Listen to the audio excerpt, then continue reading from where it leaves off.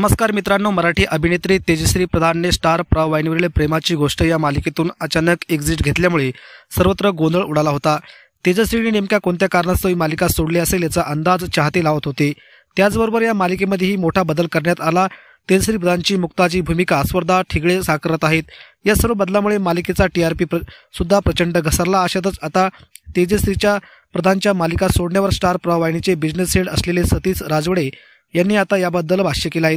सतीश राजवडे यांनी तेजश्रीच्या एक्झिटबद्दल सांगितलं आहे। ते म्हणाले की तेजश्री ही फारच अप्रतिम कलाकार आहेत आणि खूपच जुनी मैत्रीण आहे। प्रत्येकाला स्वतःची काही कारणं असू शकतात। आम्ही सगळे खूपच प्रोफेशनल आहोत। पुढे कधी संधी मिळाली तर एकत्र काम करूच।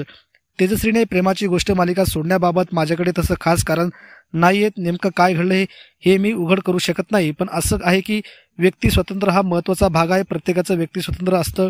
आम्ही प्रत्येकाच्या व्यक्ती स्वातंत्र्याला मान देतो, त्यांचा सन्मान करतो। आम्ही प्रचंड प्रमाणात त्या व्यक्तीच्या मतांचा आदर करतो, असे स्टार प्रवाहाचे हेड सतीश राजवडे म्हणाले आहेत। एकंदरीत तेजश्रीने ही मालिका का सोडली त्यामागचं कारण मी इथे उघड करू शकत नाही, असं ते म्हणताना दिसले।